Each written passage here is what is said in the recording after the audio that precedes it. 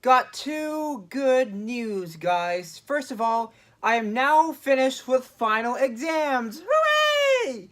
The second news is that today I saw a very, very awesome movie. Let's begin.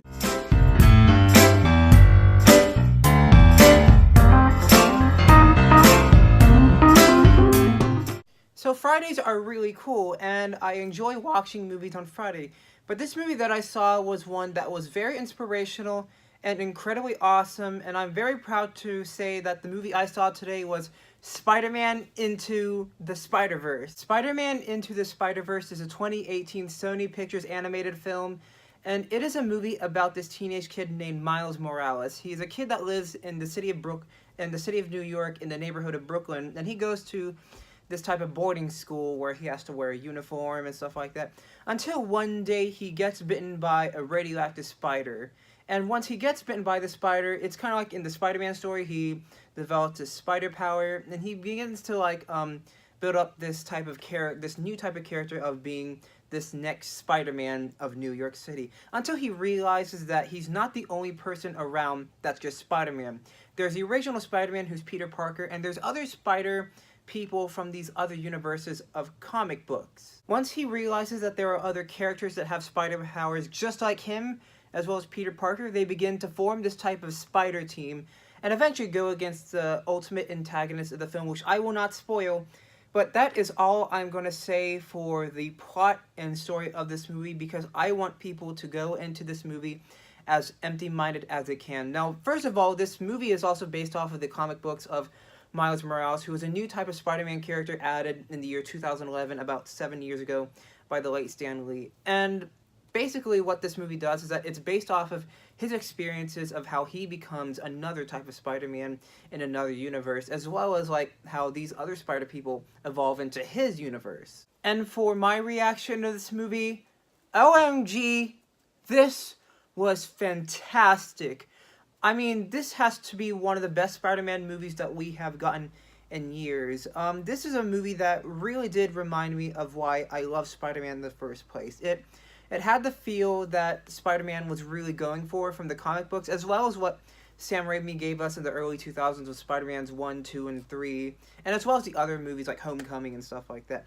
But this movie in particular just shows you the importance of Spider-Man in our culture, and how big it has grown into pop culture, and how the world has been very attached to the superhero from Marvel Comics. And I love how everything in this movie is just perfection, to be honest.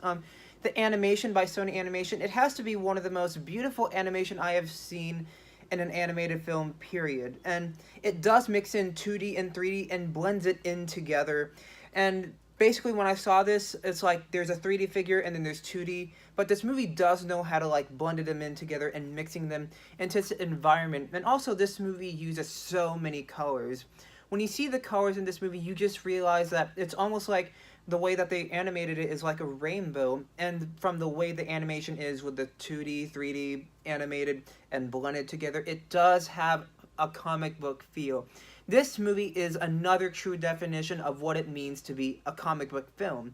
And although it does have comic book elements, the reason why this movie knows how to be a comic book film is a way of how it knows how it stays true to the characters that they were representing. Because when you see this movie, it does relate to Miles Morales from the comics as well as Peter Parker, but this movie's focus was to stay true to that type of atmosphere and environment of what these Marvel comics were trying to show. My favorite thing about this movie is basically the story and the characters, and this story is basically one rehash of the Spider-Man story that we've all been getting, as well as its own multiple elements that make it so particularly unique.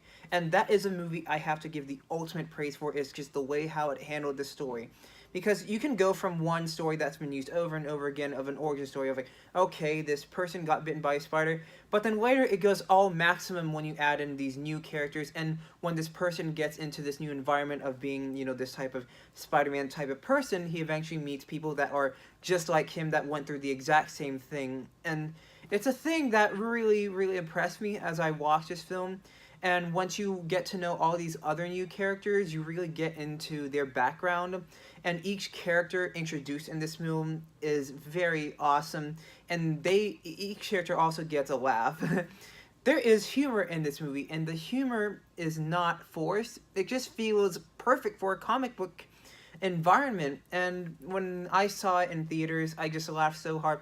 It's one of those movies where, like, the kind of like with the Avengers, what it's doing with its humor, it comes at the right time, and it feels very appropriate for especially a movie like this. And this is, in my personal opinion, I think the best thing I actually love about this movie is just the message, because it shows people that people can be special for who they are. Because in this day and age, sometimes we tend to feel very different from each other.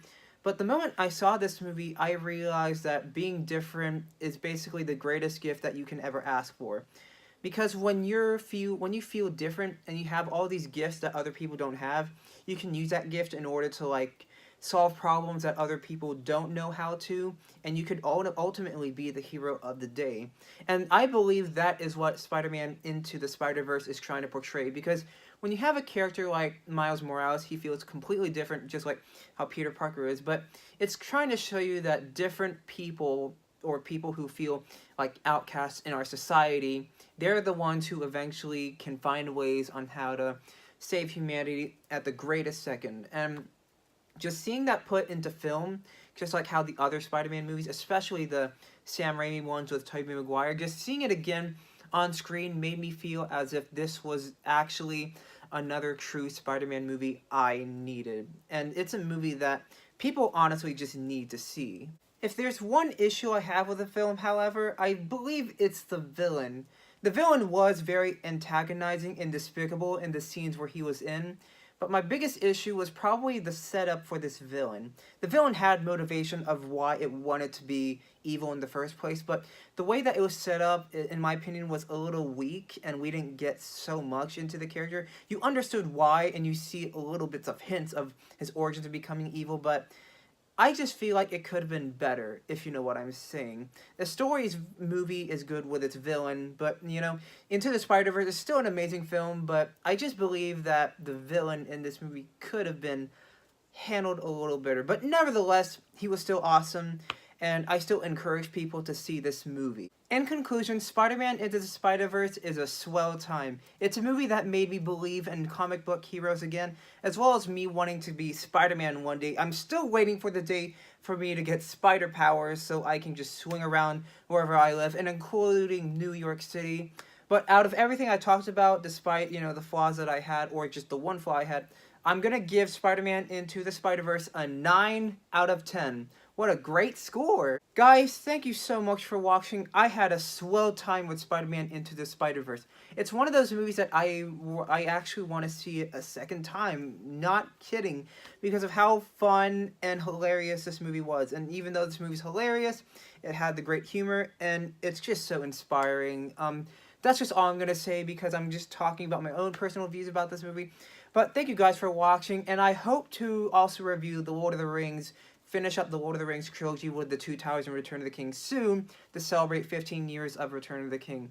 Thank you very much, guys, and I hope to review more movies now that I'm on Christmas break.